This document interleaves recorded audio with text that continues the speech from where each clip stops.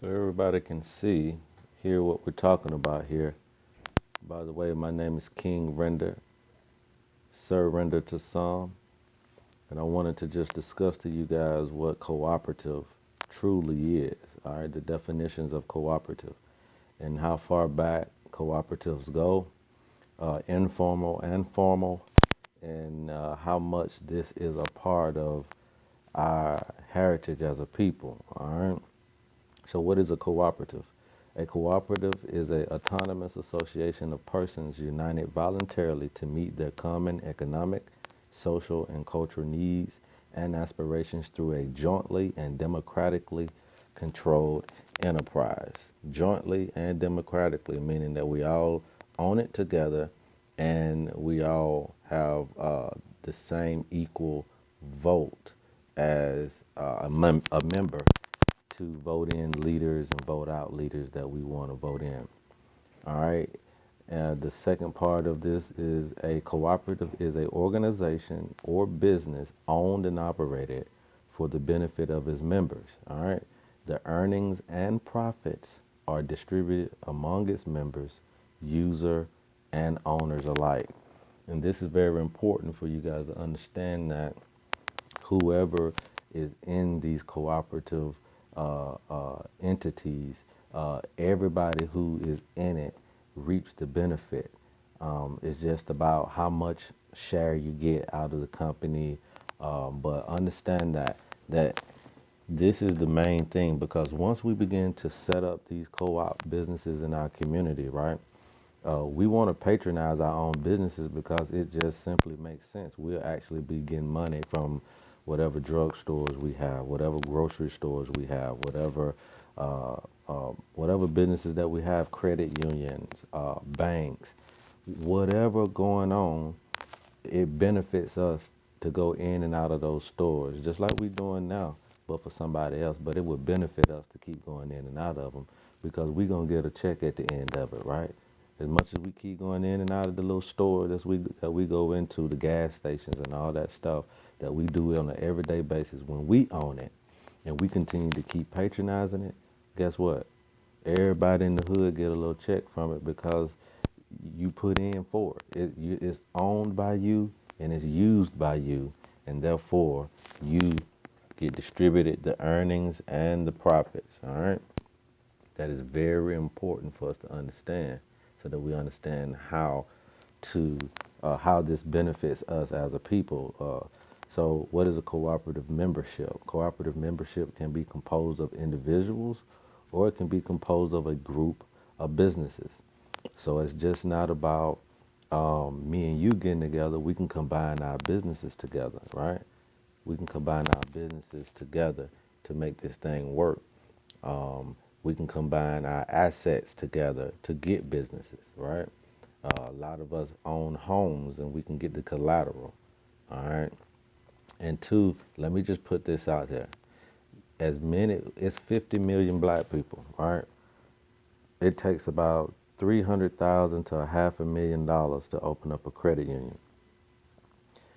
The more people put in, the less we all are obligated to put in. You know, if 100,000 people put in $10, you got $1,000,000. Now, there's a lot of us that can amass 100,000 friends, right? $10 is not a lot of money to ask from those people. You know what I'm saying? And now you got $1,000,000. That's automatically one credit union, maybe two, a grocery store. There go you two businesses right there, right? And as long as we keep going in that grocery store, and as long as we keep going into the other business and keep patronizing it, the people who put into that co-op will begin to start reaping benefits from the shares. So, but let us understand that we can do it individually and through business partnership. The common applications of the cooperative business model, right? Most of the time, you want to take over these 8 particular sectors of your community. And the number one is the main thing for me because I always felt like that's our bread and butter agriculture. I think we started with that craft, and I think that no one can do that better than us. And We don't necessarily have to go back to doing it the old way. We can just continue to invent the technology that continue to progress that particular field, because we've always done it, from Eli Whitney to several other people. Agriculture, I do believe, is our bread and butter. And now in the day of age of people getting healthy, wanting to be healthy, I think that that is a great opportunity for us to really transform the industry in that particular sector, agriculture. Number two is retail, right? We always are setting trends for the latest this and the latest that. I do believe that we can take over that sector, as we have really are doing now, but to allow that income to really come through our community instead of out of it would be great. The arts and crafts, of course, we're already great at those things, that we need to continue to innovate and modernize those things, arts and crafts. Healthcare is another thing. We used to be in oils and all these types of traditional medicine that we're not in anymore. And I believe that the resurgence of those old remedies, those old oils, and those old tinctures and juices that grandmama and them used to make us drink, now we're kind of getting on more of a processed type of medication, and it's not doing anything for the human anatomy. So I think healthcare, we can definitely do something with that. Financial, like we talked about before, with the credit unions and us being able to get affordable loans, right? Us being able to just get a loan, period, for our ideas, for our creations. I think that we can definitely innovate in that particular sector. And if we create this cooperative economy the way that we should, we'll be innovative again in that area and letting people see that the financial world can continue to progress and be transformed, right? It's just about what the people want in that particular area. And so I definitely think we can build in finances. Also, too, want to talk about how we trade and global trading, and how we create a global economy. This is where we can also reach out to our African brothers and sisters and begin to get goods and services over here for a lot cheaper prices than maybe they think that we'll be able to get stuff. So this is where we can really begin to delve in a little deeper and see where we can make a progress. And I will say this one thing with financial.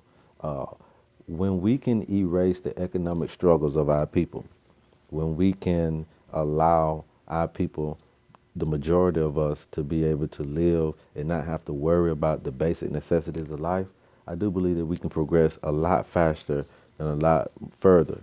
All right. So we definitely want to concentrate here in this sector, which is what cooperative business model is doing. All right. The restaurant industry. Can't nobody cook like us. But for some reason, instead of us, I mean, we love Chinese food, but nobody's thought about a black man opening up a Chinese restaurant. We like Mexican food, but there should be more black Mexican food restaurants, right?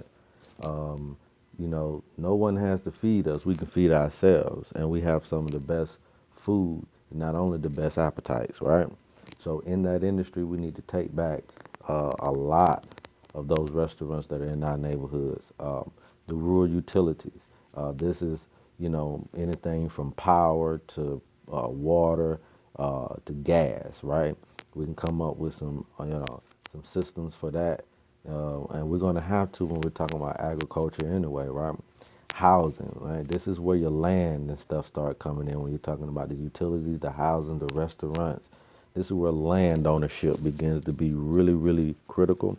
And this is where we can buy out different shopping malls and different shopping plazas and begin to put these stores in our neighborhoods and make sure our people patronize us. There's always going to be a luxury in patronizing these things for your people. Because if you have put into this cooperative business model, right? Let's say your parents or yourself has put in whatever requirements that it takes to get all these things done. Now, what has happened is nobody is actually going to be poor in communities like this.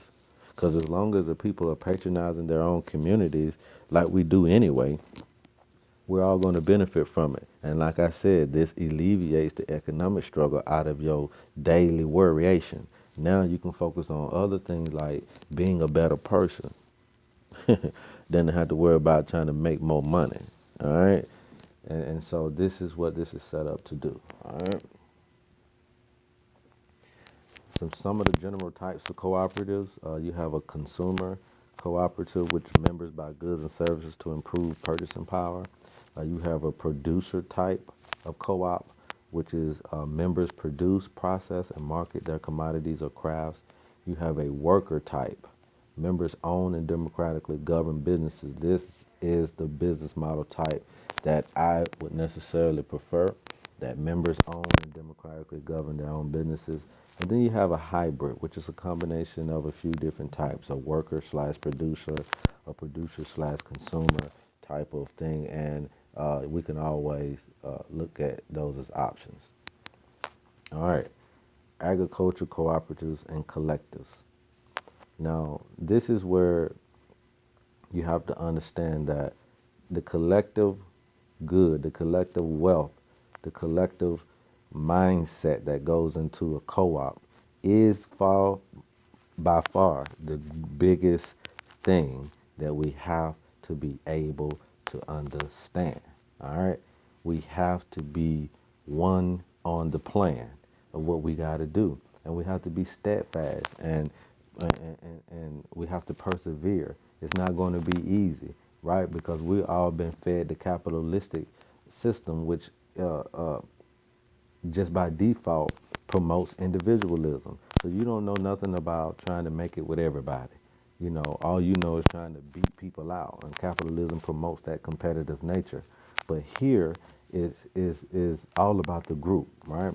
And there's power in numbers, and so this is what this is about here. Agriculture co-op and collectives. Some act as buying groups to obtain needed supplies for members. Others work to collectively sell the goods their members have produced. Some provide members access specific services that might otherwise be too expensive to obtain individually. It's all about the power of the group. What does the group need and want, right? These are some of the principles here that you can see that go into uh, this thing. You know, voluntary and open membership. We're not going to beat anybody head down with it, but it is for the black community. Membership is open to everyone in the black community. The democratic member control, meaning that all members have an equal voice in making policies and electing representatives. So it doesn't matter about how much money you put in. If you put in anything, you have a vote, you have an equal voice, all right? Member economic participation. All profits are controlled democratically by members and for their benefit, all right? And for their benefit. You control it all. Autonomy and independence. Cooperatives are always independent. Even when they enter into agreements with the government and other organizations, they still remain autonomous or independent, all right? Education, training, and information. Cooperatives educate and develop their members as well as their staff. So understand that we're going to teach you how this thing operates, and we're going to teach you the things that you need to know to operate within it at an optimum capacity. So this is not something where we're just going to let you go. And this is very important because I want people to understand something. If we choose to operate in this element, I know it will be hard for some of you when we take the bottle out of your mouth. But we got something to replace that with. I want people to understand that this type of structure can replace the capitalistic model that we are now living in. This is no joke, okay? This is nothing new as well. This is something of old that has been out here that people have been doing and still doing to this day. It's just all about us taking it up, understanding it, and being educated on this being our way out. This being the way that we make the difference, right? That we change the game, all right? You're going to get trained and you're going to get informed and you're going to get educated, re-educated back on your history, back on how this all began and how you all began, and then how we all can begin, and then how we all are going to end. And so understand that all of the information in this will be given, and we're not going to take the bottle from the baby without replacing it with something else, okay? Something more nutritious for the baby, something that won't buck your teeth, right? Something that'll still shut you up from whatever the ailments is. So this is going to be the replacement and far more better. But it's only better when you are better as a person and we are better as a people. All right, the next one, cooperation amongst cooperatives. Cooperatives work together with other cooperatives to strengthen the cooperative movement as a whole. The next one is concern for community. This is what it's all about. Cooperatives also work to improve and develop the community both locally and internationally. So right there, that lets you know that we can do a lot of great things in Africa, in other countries, in South America, where a lot of these things have began and a lot of these things are still existing. We, as Black Americans, now begin to take the model of capitalism that we have learned and then interchange it with cooperative or what we like to say socialism, and we can come up with a brand new way to not only economize ourselves but also harmonize ourselves as one world. And this is what we're talking about, you know, using your brain and trying to come up with the solutions to today's ills, right? Cooperative values is self-help. We help people to help themselves, all right? Self-responsibility. We take responsibility for and answer to our action. That's a big one because we talk a lot about criminal justice systems and all this, but we need to understand that we need to keep ourselves out from around crime scenes. That's just what I'm gonna say. Period. You know, if you not around situations, then the police can't injustice you. Okay, now things gonna happen, and when those things happen, of course, if those things are not justified, then we'll do what we got to do in those situations. But for the most of us who just find ourselves in situations dealing with the criminal justice system, we need to do better and we need to take more self-responsibility with our actions. All right. Democracy. We give our members a say in the way we run our businesses. Equality. No matter how much money a member invests their share account, they still have just one vote, just like the next man. Equity. We carry out our business in a way that is fair and unbiased. Solidarity. We share interest and common purpose with our members and other co-ops. These are our values, right? You can't get no better business values than that. I don't care what job you're working at right now, they don't got all that. Organizational structure of cooperative business model, all right? This is the organizational structure. You have a manager, you're going to have a board of directors, you got executive officers, you got the general membership, and then you got the staff, all right? These are the advantages of being in a co-op business model. Less taxation, all right? Now you guys can read all of that if you want and go back over it, but similar to an LLC or something like a nonprofit sometimes, you're going to be able to get, let's say, are not taxed on surplus earnings, refunded to members.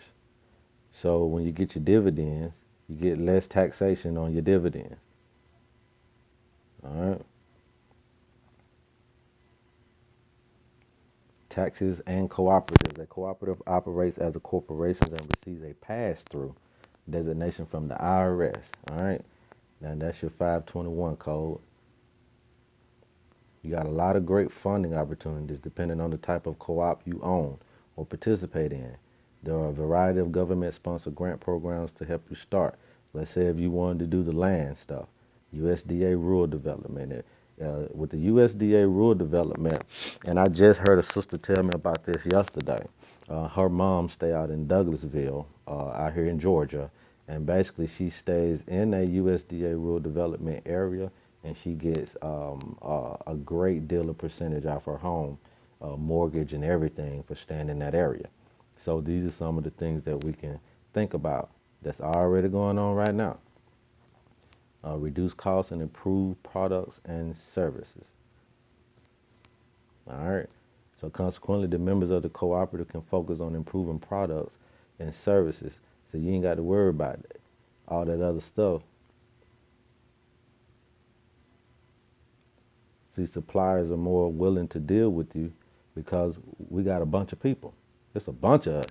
So when we say we need something, oh yeah, they're gonna show up. Cause one thing about black folks, we spend $1.3 trillion. They know we buy stuff, right?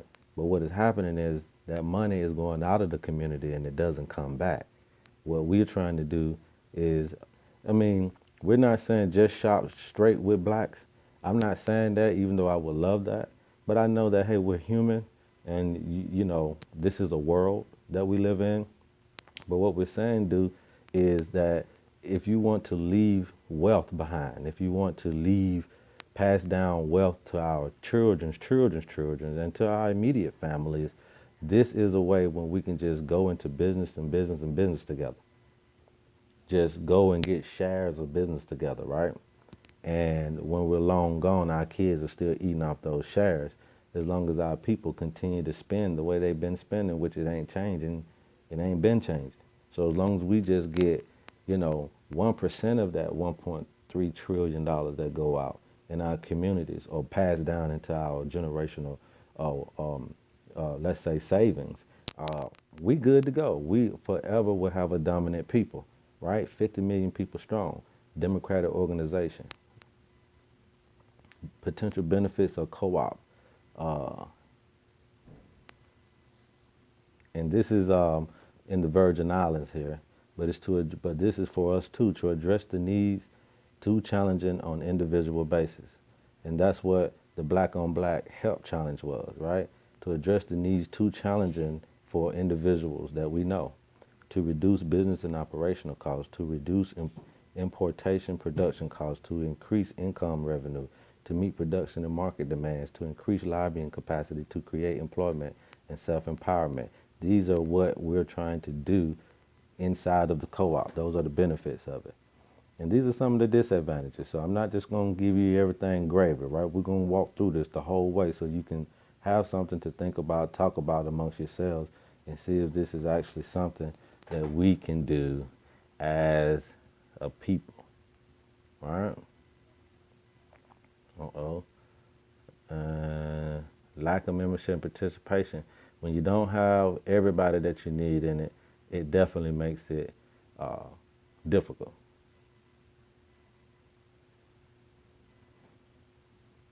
And this is how we start one, right? This is how we start a co-op. A group of potential members must agree on a common need and a strategy.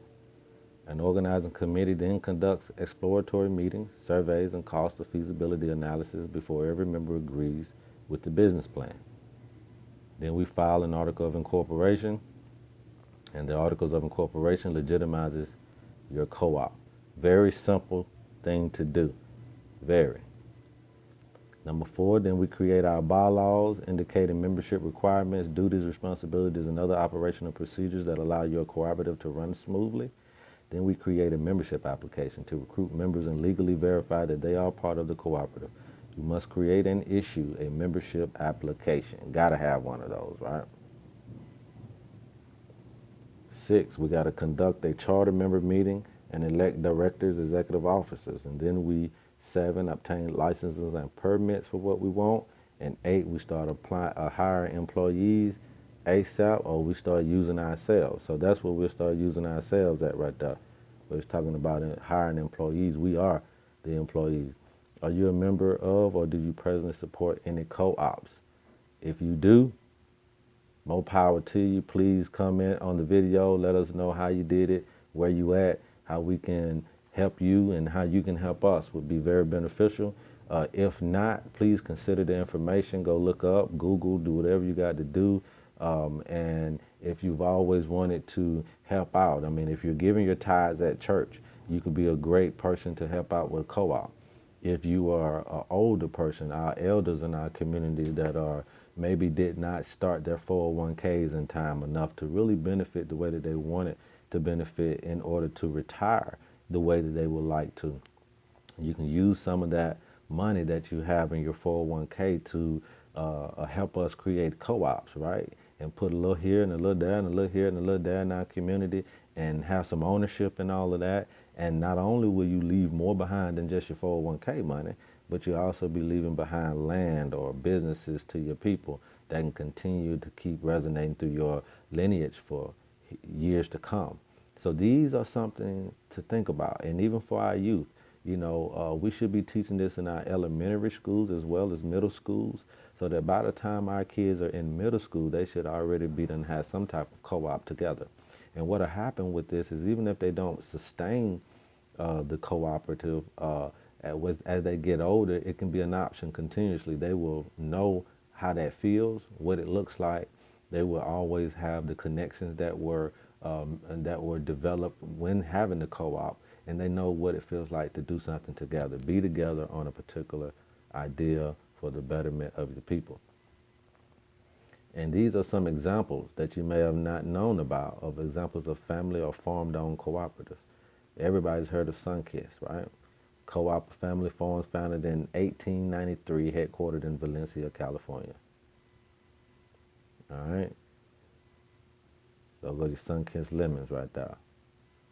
All right. There go Lando Lakes. Didn't know nothing about that, huh? Established in 1921, is headquarters in St. Paul, Minnesota. All right. It's got 800 people in there. So this is what I'm trying to get you to see. And if you never thought, you've never known a co-op, if you are in a credit union, if you're a member of a credit union, you are already a member of a co-op. All right. Here go your Welch's right here. Established in 1956, is in Concord, Massachusetts. How many people know about the Concord grape? And there you go. Ace is the place, huh? Established in 1973, headquarters Oak Brook, Illinois. All right. Ace is the largest hardware retail cooperative store in the world. We can own it. Since 1973, we can own it. Blue Diamond, we can own it. There go your Almonds, 1910. Florida's Natural, 1933, Lake Wells, 1,100 members here. Ocean Spray, 1930, Lakeville, Middleborough, Massachusetts, 700 growers in their membership. Whole Foods, 1970, Duluth, Minnesota. Certified Organic Retail Grocery, 8,000 members. It's a co-op. So when you go into Whole Foods, you're going to a co-op. Like I said before, a credit union is a co-op. See, it's all around you. Ain't nobody telling you what's going on, so you don't know. But it's all around you. See, they all popping up. Why not us? This is our way. Why can't we benefit off something finally, right? Why can't it be our thing? We are a people. We have 50 million plus people in our race, in the Black American. This is all over the world. This is Cuba. We ain't playing with y'all. This is what people are doing. Buying land.